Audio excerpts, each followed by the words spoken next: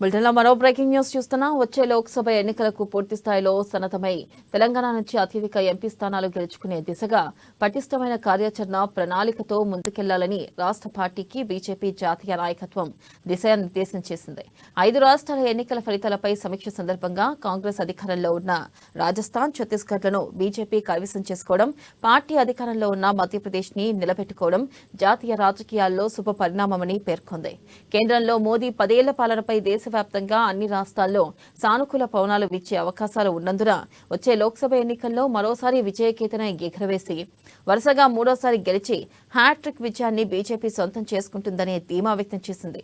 లోక్సభ ఎన్నికల కల్లా తెలంగాణలోనూ అనుకూల ఫలితాలు వచ్చే అవకాశాలు ఉన్నాయనే అభిప్రాయం వ్యక్తం చేసినట్లు తెలిసిందే. ఇక ఏపీలో టీడీపీ, జనసేన, బీజేపీ పొత్తులపై ఆలోచిస్తున్నట్లుగా తెలుస్తుంది.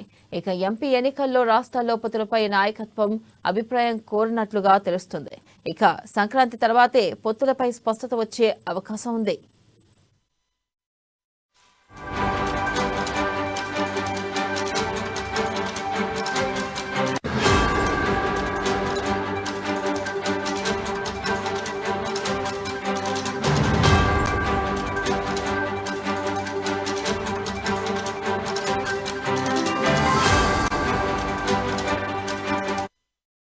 బ్రేకింగ్ న్యూస్ చూస్తున్నాం. వచ్చే లోక్సభ ఎన్నికలకు పూర్తి స్థాయిలో సన్నద్ధమై తెలంగాణ నుండి అత్యధిక ఎంపీ స్థానాలు గెలుచుకునే దిశగా పటిష్టమైన కార్యాచరణ ప్రణాళికతో ముందుకెళ్లాలని రాష్ట్ర పార్టీకి బీజేపీ జాతీయ నాయకత్వం దిశానిర్దేశం చేసింది.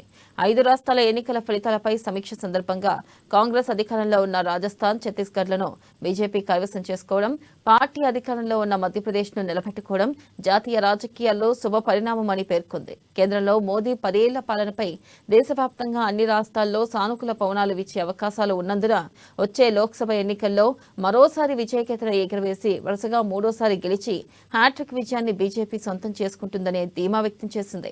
ఇక లోక్సభ ఎన్నికల కల్లా తెలంగాణలోనూ అనుకూల ఫలితాలు వచ్చే అవకాశాలు ఉన్నాయని అభిప్రాయం వ్యక్తం చేసినట్లుగా తెలిసింది.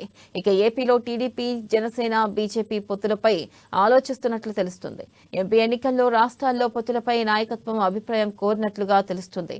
సంక్రాంతి తర్వాతే పొత్తులపై స్పష్టత వచ్చే అవకాశం ఉంది.